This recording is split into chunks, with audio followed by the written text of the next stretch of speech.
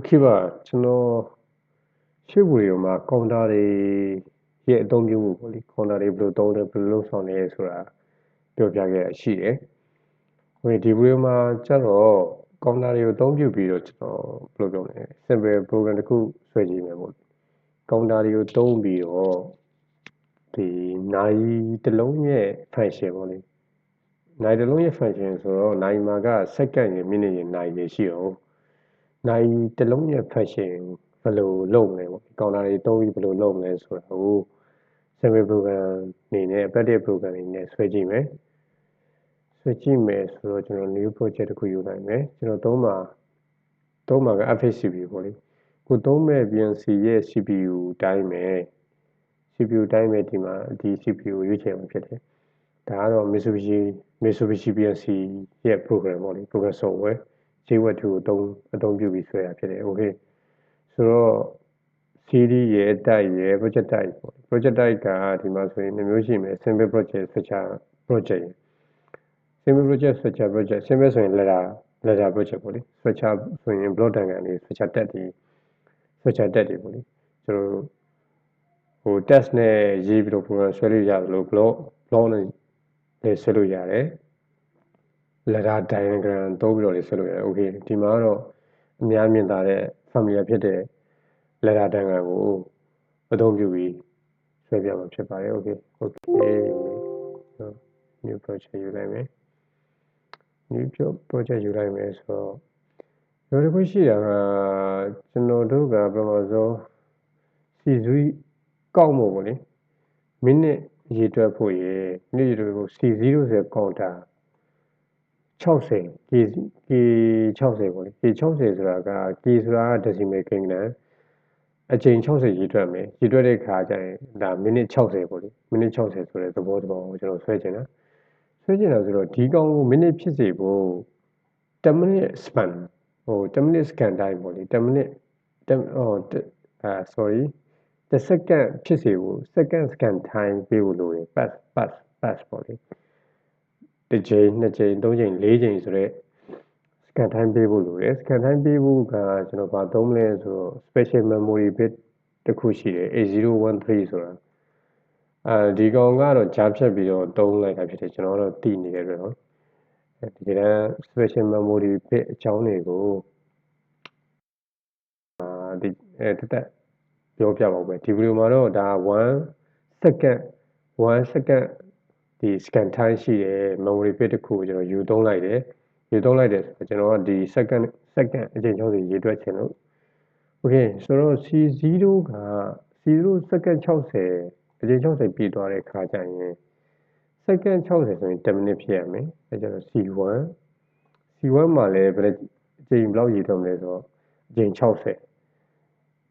10 minute 60 okay minute 60ပြည့်သွားရင် C1 60အချိန်60ပြည့်သွားရင် C2 ဆိုရင်နာရီပေါ့လေနာရီက24နာရီအချိန်60ပြည့်ရင်ဒီတော့တနာရီဖြစ်မယ်ပေါ့လေ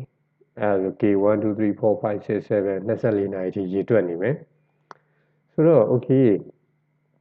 ဒါကတော့9 minute second ရဲ့ဘယ်လိုပြောမလဲ sequence ရတော့မှန်ပြီဒါပေမဲ့ကျွန်တော်တို့ကဒီကောင်က1 second scan time ရ1 second ဖွင့်ပိတ်လုပ်နေမယ်လုပ်နေတဲ့အခါကျရင်ဘယ်လိုပြောမလဲ second 60ပြည့်တဲ့အချိန်ကျရင်ဒီကောင်ကဆက်ပြီးတော့ရေတွက်နေမှာပဲဆိုတော့ကျွန်တော်တို့ကနောက် minute ကိုပြောင်းတဲ့အခါကျရင်ဒီကောင်ကမမှတ်တော့တဲ့အချိန်မှာကျွန်တော်ဘယ်လိုလုပ်မလဲဒီ second ကို reset ချရမယ်ပေါ့ဗျနောက်ထပ်1ကနေ1ကနေ60ထိပြန်ရေတွက်အောင် reset ချပြန်ပြီးစဖို့လိုတဲ့အတွက်ကြောင့်ကျွန်တော် reset ချဖို့လိုတယ် reset ချမယ်ဆိုတော့ C0 က60 sorry C0 က60 second 60ပြည့်သွားပြီဆိုလို့ရှိရင် RST C0 ဆိုတော့ C0 60ပြည့်တဲ့အခါမှာဒီ contact C0 contact က close ဖြစ်သွားပြီဆိုလို့ရှိရင် reset C0 ကို reset နောက်တစ်ချိန်ပြန်စမယ်ပေါ့လေအဲ့မှာ minute counter မှာလည်းဒီသဘောပဲ C1 ပြည့်60ပြည့်တဲ့ခါမှာ C1 ကို reset ချမယ် C2 24နာရီပြည့်တဲ့ခါမှာဒီ C2 ကောင်တာပေါ့လေနာရီကောင်တာကိုလည်း reset ချမယ် Okay ဆိုတော့ဒါ operation ရတော့ဒီ program က9 minute second operation ရပြီးပြီဒါပေမဲ့ကျွန်တော်တို့ကဒီ program ကိုဒီ HMI ပေါ့လေ Human Machine Interface ဒီ subframe ပေါ်မှာပြကျင်တယ်ဆိုလို့ရှိရင် HMI နဲ့ PLC link လုပ်ဖို့လိုတယ်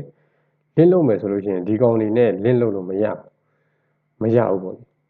မရဘူးဆိုတော့ကျွန်တော်တို့ဘယ်လိုလုပ်မလဲဆိုတော့ဒီကောင်ကိုဒီ data web bit လို့ခေါ်တာပေါ့ဗျာ web bit ဆိုတာဒီစကလုံးတွေပေါ့1 2 3 4 5 6 7 ABCD EFG ဒါမျိုးတွေကိုဖော်ပြတဲ့ဒီ web bit ကိုသုံးပြီးတော့ PLC နဲ့ HMI link လုပ်ဖို့ဒီကောင်ကြားခံအနေနဲ့သုံးဖို့လိုတယ် Okay သုံးဖို့လိုတယ်ဆိုတော့ကျွန်တော်ကmemory bit တစ်ခုသုံးလိုက်မယ် A000 ဆိုရင်ဒီ memory bit ကဘာလဲဆိုတော့ PLC on နေ PLC ကို power on လိုက်တာနဲ့ဒီ memory bit ကစပြီးအလုပ်လုပ်မယ် non stop အလုပ်လုပ်တော့မယ်ဒီကောင်ရက်သွားတာမရှိဘူး scan time မရှိဘူး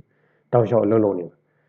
ဆိုတော့ကျွန်တော်တို့တောက်လျှောက်အလုပ်လုပ်ဖို့လိုလို့ဒီကောင်သုံးခြင်းဖြစ်တယ်ပေါ့လေဆိုတော့ okay ဆိုတော့ကျွန်တော်တို့ကဒီမှာရေတွက်နေတဲ့ကိန်းဂဏန်းတွေကို subframe ပေါ်မှာပြကျင်တယ်ဆိုတော့ C0 မှာရေတွက်နေတဲ့ကိန်းဂဏန်း C1 C2 မှာရေတွက်နေတဲ့ကိန်းဂဏန်းတွေကိုဘယ်လိုပြောမလဲကြားခံ web bit ကိုကျွန်တော်ရွှေ့ပေးရမယ်ရွှေ့ပြီးတော့ရွှေ့တာကို move instruction ပေါ့ move instruction သုံး C0 ရဲ့ကိန်းဂဏန်းတွေကို D0 ဆိုတဲ့ web bit ကိုပြောင်းမယ်and then ပြီးတော့ move ပေါ့နော် C1 ရဲ့ကိန်းဂဏန်းကို D1 web bit ကိုပြောင်းမယ် move C2 ရဲ့ကိန်းဂဏန်းကိုလည်း D2 web bit ကိုပြောင်းမယ်ဆိုတော့ D0 D1 D2 ကိုကျွန်တော်တို့က HMI မှာယူသုံးပြီးတော့ HMI နဲ့ PLC link လုပ်လိုက်ရင်ဒီကောင်တွေက HMI ပေါ်မှာဒီ9 minute second ပေါ့လေ9 minute second တွေကိုပြနေမှာဖြစ်တယ် Okay ဆိုတော့ program ကတော့ဒါပဲဒါကိုကျွန်တော် repeat လုပ်လိုက်မယ် offline simulation လုပ်ကြည့်အောင် Okay online simulation လုပ်ကြည့်မယ် hardware မရှိလို့ပါ hardware ရှင်ကျွန်တော်စမ်းပြပါရနော် Okay ဒီ video မှာတော့ဒါ program ဘယ်လိုလုပ်လို့လဲဆိုတော့တစ်ချက်ကြည့်အောင်ဒီမှာက1 second scan time လုပ်နေတယ် M8013 က1 second ပေါ့1 second စီမှာဒီကောင်ရေတွက်နေမယ်ဒီမှာဆိုမြင်ရမယ်ဆိုတော့ကျွန်တော်တို့ move လုပ်ထားတာကိုတစ်ချက်ကြည့် move လုပ်ထားတယ်ဆိုတာက C0 ရဲ့ရေတွက်နေတဲ့ကိန်းဂဏန်းကိုဘယ်ကိုရွှေ့ထားလဲ D0 ကိုရွှေ့ထားတယ် D0 မှာဘာပြနေလဲဆို C0 နဲ့အတူတူပဲဒီမှာသူ move လုပ်သွားမယ်ဒီ HMI နဲ့တွဲတဲ့အခါမှာလည်း D0 D1 D2 ကဒီပေါ်နေတဲ့ကိန်းဂဏန်းတွေကိုသူပြဒီ subframe ပေါ်ပြနေမယ်ဒါ simple program အနေနဲ့ပါဒီဟာကြီးကဒါအသုံးကျတယ်ဘာညာဆိုတာထက်ဒီ counter တွေကိုအသုံးပြုပြီးတော့ဘယ်လိုလုပ်လို့ရလဲဆိုတော့ simple program နဲ့ဆွဲပြခြင်းဖြစ်ပါတယ် Okay ဆိုတော့ဒီမှာ second counter ကရေတွက်နေပြီ2 မိနစ်လောက်စောင့်ကြည့်လိုက်မယ်ဒီမှာဆိုရင် PLC ရဲ့ okay 10 မိနစ်ပြည့်သွားပြီဒီမှာဆို PLC owner နဲ့ဒီ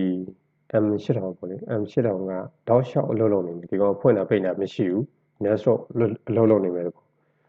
ဆက်ပြီးရေတွက်နေမယ်ဆိုတော့60ပြည့်သွားတဲ့အခါမှာဒီကောင်1ကနေပြန်စားတယ်ဘာကြောင့်ပြန်စားလဲဆိုတော့ကျွန်တော်တို့ကဒီမှာ function တစ်ခုသုံးထားတယ် C0 ကို RST ပေါ့လေ reset ချထားတဲ့အတွက်ကြောင့် C0 ကပြန်စားတဲ့သဘောပါOkay 2 မိနစ်လောက်ထိစောင့်ကြည့်လိုက်မယ်ဒီ program ဘယ်လိုလုပ်လဲ Okay ဒီမှာဆိုရေတွက်နေမယ်အောက်ကနေလည်းမြင်ရမယ်ဒါကတော့ PLC ရဲ့ internet အတွင်းမှာရေတွက်နေတာကျွန်တော်ကဒီ software မှာ simulation လုပ်ပြီးတော့ဒါကိုကြည့်လို့ဒါဒီတိုင်းမြင်ရတာကျွန်တော်တို့ကဒီ on ground မှာတကယ်အကျွေသုံးကြမယ်ဆိုလို့ရှိရင် HMI တို့ဘာလို့နဲ့တွဲမှသာလျှင်ဒီအကျွေ result ပေါ့လေအကျွေ result ကို HMI subframe ပေါ်မှာမြင်လို့ရမှာဖြစ်တယ်အဲ့ဒါက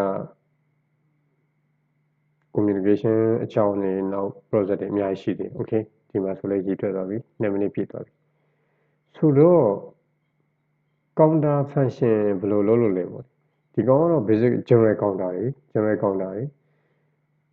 counter function ဘယ်လိုလုပ်လို့ အလုပ်တလဲဆိုတာ